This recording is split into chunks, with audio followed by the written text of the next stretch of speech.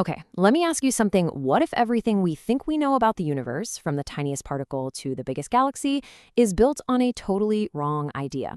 Well, today we're going to dive into a radical new theory called Monad Clustering Topology, and it suggests reality isn't about things at all, but about how those things are connected. So, here's the game plan. We'll start by totally rethinking the structure of reality itself. Then, we're going to meet the star of the show, the monad, which is the basic building block of this new cosmos. From there, you'll see how this theory completely flips our idea of weight on its head, how it might just solve some of the biggest cosmic mysteries out there, and how it all comes together in this beautiful idea of a breathing universe. All right, first things first, we need to make a huge mental leap here. For centuries, we've pictured the universe as a set of containers, right? Like Russian dolls. Galaxies hold stars, stars hold planets, and so on. This theory says, forget all that. It's time to see reality as a massive, intricate web of pure connection. So on the left, you've got that classic Russian doll model we all know. It's a hierarchy based on size. Big things contain small things. But the network model, over on the right, proposes something way more interesting. It says all universes are actually peers, they're equals, all existing in this vast network. So the hierarchy isn't about size anymore, it's about connection. What matters isn't what's inside something, but how it relates to everything else. Okay, so if reality is a giant network, every network has to have nodes, right? So what are the fundamental building blocks of this cosmic web? Well, it's time to meet the monad. So what in the world is a monad? Think of it as its own little 3D universe, totally self-contained, with its own laws of physics and its own coordinate system. But here's the absolute key. Every single monad is dimensionally equal. There's no such thing as a bigger or smaller universe in this model. They're all just peers, connected together in this incredible cosmic network. But wait, if they're all separate universes, how do they interact? How do they talk to each other? They do it through something called a T connection. Now, the T here isn't time like we usually think of it, as a river flowing forward inside our universe. No. The T connection is the link itself. It's the relationship between universes. It's basically the connective tissue of all of reality. And these connections aren't just simple lines on a diagram.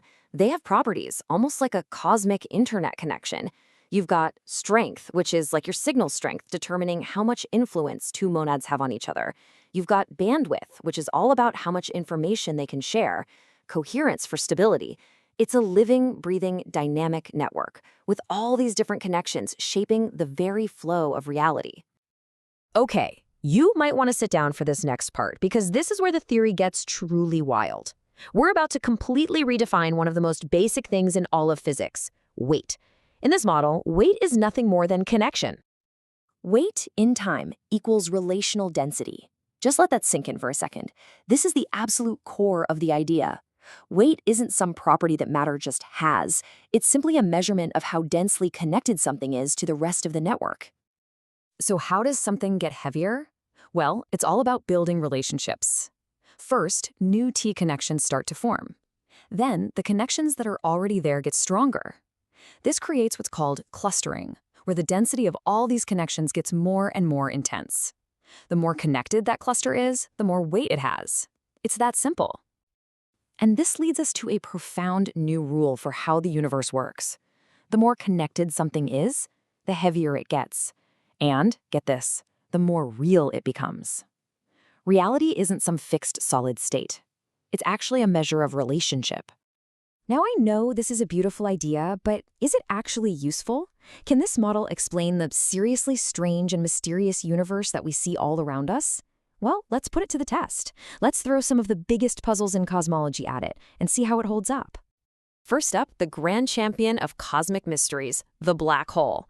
In a universe made of connections, what could this ultimate object of density possibly be? And the answer is just beautiful. A black hole isn't crushed up matter. It's a point of maximum connection. It's a spot where the network is so incredibly dense, so intensely clustered, that all those individual monads basically merge into one single massive node. It's the ultimate hub of reality.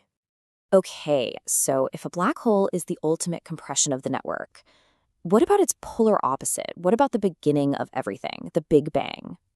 It's the exact inverse, an explosive declustering. This theory suggests that our Big Bang was the moment when a previous universe's giant cosmic black hole became unstable and just dissolved, violently spraying out all of its T connections to form the network of our reality. It's like the ultimate cosmic exhale. And the model also offers these really elegant solutions for dark matter and dark energy. You see, dark matter might not be some weird invisible particle at all. It could just be the combined gravitational pull of the T connection network itself, holding galaxies together. And dark energy? That could be the repulsive force of long-range connections pushing everything apart. Suddenly, two of the biggest pulls in physics might be explained by a single, simple network dynamic. Okay, let's zoom all the way out now, because this theory isn't just about describing the cosmos. It actually proposes this grand, cyclical pattern to everything, the breathing universe. And what's really profound is that it creates a special place for consciousness right inside that cycle. The idea is that the universe works like a great cosmic breath. The out-breath is our Big Bang, where connections expand and start to form clusters like stars and galaxies. This all leads to a peak, a universal black hole, where connection is at its maximum. And then comes the in-breath, as that massive cluster dissolves, returning all of reality back to a state of pure unity, just waiting for the next cosmic day to begin. And this is where the theory gets really personal. This isn't just a model about distant stars and galaxies anymore. It's a model that actually finds a place for us, for consciousness itself. So where do we fit in? Well, the theory offers three pretty mind-bending possibilities. Could it be that consciousness is the very mechanism that creates connections in the first place? Or maybe consciousness just emerges from the network once it gets complex enough. Or, and this is the biggest one, what if consciousness is the primal monad, the universal awareness at the very peak of that cosmic cycle? It all builds to this single, powerful idea. Consciousness is not in the network. Consciousness is the network, recognizing itself. We aren't just passengers along for the ride in this universe. We are the universe waking up and becoming aware of itself. So if reality truly is a network that we are all constantly building through our relationships and our awareness, it leaves us with a very personal question. What new connections are you choosing to create right now, today?